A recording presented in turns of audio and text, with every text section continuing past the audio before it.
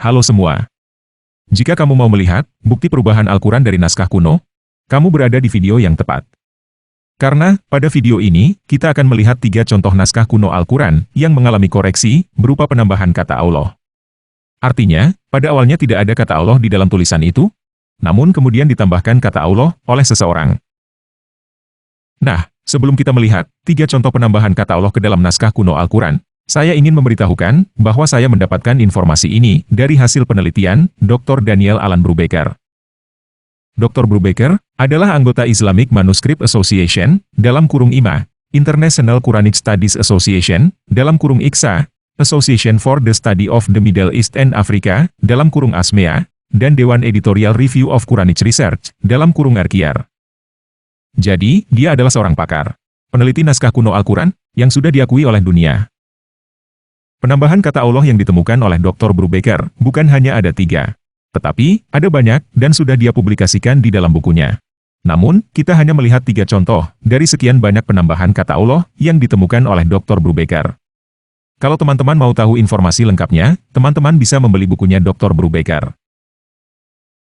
Link video sumber, channel, dan situs halaman Dr. Brubaker sudah saya taruh di deskripsi video, supaya teman-teman bisa ke situ setelah nonton video ini sampai selesai. Oke, kita mulai aja ya.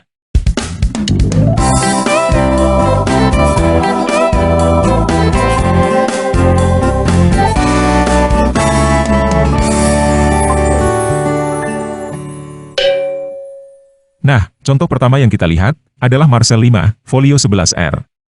Naskah ini ditulis dalam aksara kufik dan berdasarkan uji karbon, berasal dari antara tahun 652 sampai 763. Folio 11R yang kita lihat ini, sekarang berada di Perpustakaan Nasional Rusia, Saint Petersburg. Tulisan yang ada di dalam naskah ini, adalah Al-Quran Surah 34, ayat 27. Dan yang kita lihat, adalah satu-satunya kata Allah, yang ada di dalam ayat itu.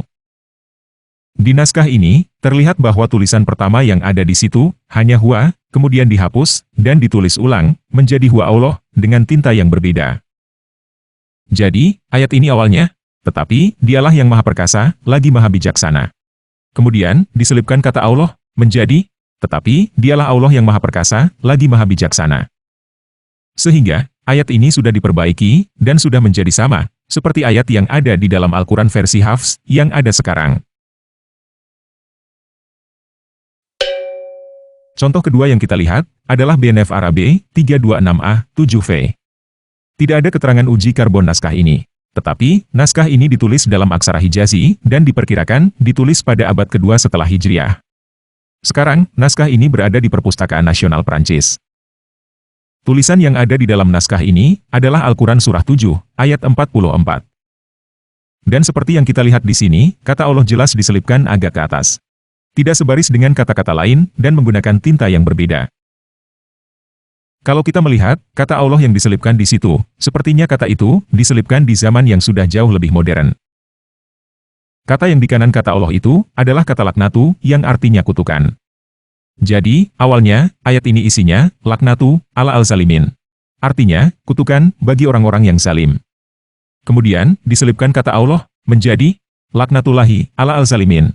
Artinya, kutukan Allah, bagi orang-orang yang zalim. Jadi ayat ini sudah diperbaiki, dan sudah menjadi sama, seperti ayat yang ada di dalam Al-Quran versi Hafs, yang ada sekarang. Contoh ketiga yang kita lihat, adalah 2 naskah kuno berbeda, yang mengalami penyelipan kata Allah, di ayat yang sama. Ayat itu, adalah Al-Quran Surah 33, ayat 73. Naskah pertama yang kita lihat, adalah Marcel 11, 10V, yang ada di Perpustakaan Nasional Rusia, Saint Petersburg. Seperti yang kita lihat, kata asli yang ada di dalam ayat itu dihapus dan diselipkan kata Allah. Menurut Dr. Brubaker, kata aslinya adalah, wa yatuba, ala al-mukminina, wal mukminat. Artinya, dan dia mengampuni, para lelaki yang percaya, dan para wanita yang percaya. Kemudian, ayat itu diselipkan kata Allah, sehingga menjadi sama, seperti ayat yang ada di dalam Al-Quran versi Hafs, yang ada sekarang. Naskah kedua, yang mengalami penyelipan kata Allah di ayat yang persis sama, adalah BNF Arabe 340, 23V, yang ada di Perpustakaan Nasional Prancis. Seperti yang kita lihat, kedua kata ini diselipkan kata Allah dengan cara yang sama. tulisan aslinya dihapus sedikit dan diselipkan kata Allah di situ. Dari warna tinta dan gaya penulisan, terlihat bahwa orang yang menyelipkan kata Allah di situ adalah orang yang berbeda dari penulis pertama. Jadi, sekali lagi, kedua naskah ini sudah diperbaiki dan sudah menjadi sama, seperti ayat yang ada di dalam Al-Quran versi Hafs yang ada sekarang. Nah, itulah ketiga contoh penyelipan kata Allah ke dalam naskah kuno Al-Quran. Perlu saya ingatkan lagi, bahwa penyelipan kata Allah ke dalam naskah kuno Al-Quran bukan hanya ada tiga ini, dan bukan hanya kata Allah yang diselipkan ke dalam naskah-naskah kuno Al-Quran. Ada banyak perbedaan di dalam naskah kuno Al-Quran, dan ada banyak koreksi. Yang ingin saya sampaikan di sini, adalah kata Allah, adalah sesuatu yang sangat penting bagi Muslim. Itu adalah nama ilahnya umat Muslim. Siapapun yang menulis naskah Al-Quran Marsal dan Arabe, seharusnya adalah orang yang hafal Al-Quran. Jadi, agak aneh, jika para penulis itu lupa, menuliskan kata Allah di dalam naskah yang mereka tulis. Apalagi, seperti yang kita lihat, penyelipan kata Allah yang terjadi, terlihat bukan dilakukan oleh si penulis itu sendiri, tetapi dilakukan oleh orang lain, dalam rentang waktu yang cukup jauh. Jadi, menurut saya, si penulis awal, bukan lupa menulis kata Allah pada naskah-naskah itu. Tetapi, kata Allah, memang sebenarnya tidak ada di dalam bacaan yang aslinya. Lalu, kemudian dikoreksi dan ditambahkan oleh generasi yang berikutnya, supaya ayat-ayat Al-Quran menjadi lebih sempurna.